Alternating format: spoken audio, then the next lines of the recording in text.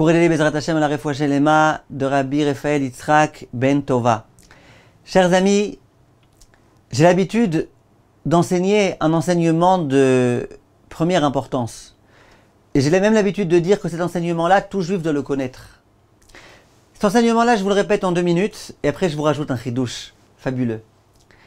Il est écrit dans la Gemara, dans Masechet Betsa, que la parnassa que l'homme recevra, elle est fixée de Rosh Hashanah à Rosh Hashanah. C'est-à-dire que ce que tu dois recevoir durant cette année, ça a déjà été fixé à Rosh Hashanah.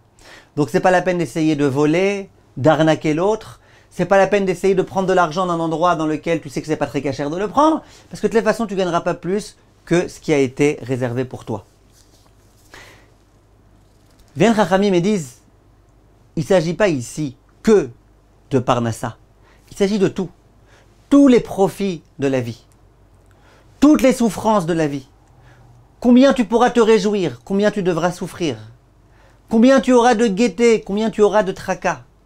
Tout ça, c'est décidé à Rosh Hashanah. Ça peut être décidé en quantité, ça peut être décidé en qualité. Mais ça, tu peux rien y faire. C'était décidé par Akadosh Baruch Hu. J'ai l'habitude de dire que ceux qui disent « si simplement j'avais pas été religieux et que j'avais pu m'éclater, aller au Club Med, pouvoir envoyer des mails le jour de Shabbat, etc. » Ou mieux encore, si j'avais été goy, ouais, qu'est-ce que j'aurais pu kiffer ma vie. Erreur. Pourquoi erreur? Parce que Akadosh Baruch Hu, il décide à Rosh Hashanah combien tu profiteras et combien tu souffriras.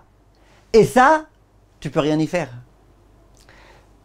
Si tu décides de profiter de façon cachère, tu profiteras d'une viande cachère, tu profiteras d'une relation cachère, tu profiteras d'une étude de Torah cachère, tu profiteras du cachère, autant, même plus, mais en tous les cas au moins autant.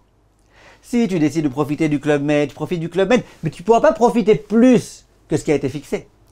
Donc tu ne pourras pas profiter plus parce que tu décides de profiter dans le domaine qui est Club Med que si tu avais décidé de profiter ailleurs. Et dans les souffrances, c'est pareil.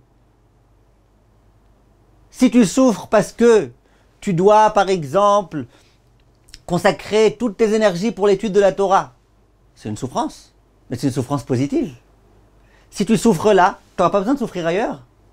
Mais si tu décides de ne pas souffrir dans ces choses-là, dans la spiritualité, si Hachem a décidé que tu souffrirais tant et tant cette année, tu devras souffrir ailleurs. Chas v'shalom dans les hôpitaux, chas v'shalom ailleurs. Donc de penser que si j'avais été non religieux, j'aurais pu plus profiter de ce monde-ci, c'est une erreur, c'est un manque de émouna total.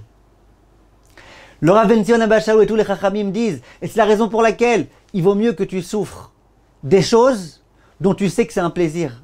Quand tu souffres pour étudier la Torah toute une nuit, tu souffres d'une certaine façon, parce que tu dois te battre contre ton sommeil, tu dois aller contre ta nature, tu souffres. Mais c'est une souffrance extraordinaire, ça te permettra de ne pas avoir besoin de souffrir ailleurs. Quand tu souffres parce que tu aimerais tellement faire quelque chose d'interdit et que tu arrives à te retenir, c'est une souffrance. Cette souffrance, elle t'évite des souffrances ailleurs. Ça, c'est ce qu'on dit toujours.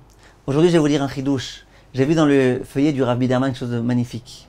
Il dit le Rav, lorsque tu es nosé beol imcha vero, lorsque tu entends que l'autre, il souffre, et que toi, tu souffres avec lui, que toi, tu prends son cas à cœur, que toi, tu as de la peine pour lui, que tu pries pour lui très très fort, de toutes tes forces, c'est aussi une souffrance. C'est pas ta souffrance directement, mais toi aussi tu souffres. Et bien cette souffrance-là, elle t'évite de souffrir. Puisque tu as souffert là, et ben ça te retire un petit peu du nombre de souffrances qu'Hachem avait prévues pour toi.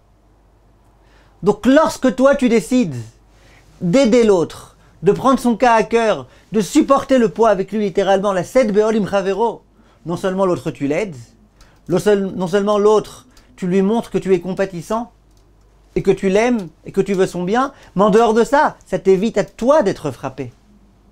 Regardez un petit peu cette belle Torah. Tu as une mitzvah qui consiste à aider l'autre, et en faisant cette mitzvah, on te dit que toi tu souffriras moins. C'est pas extraordinaire quand même? Batzlacha mes chers amis.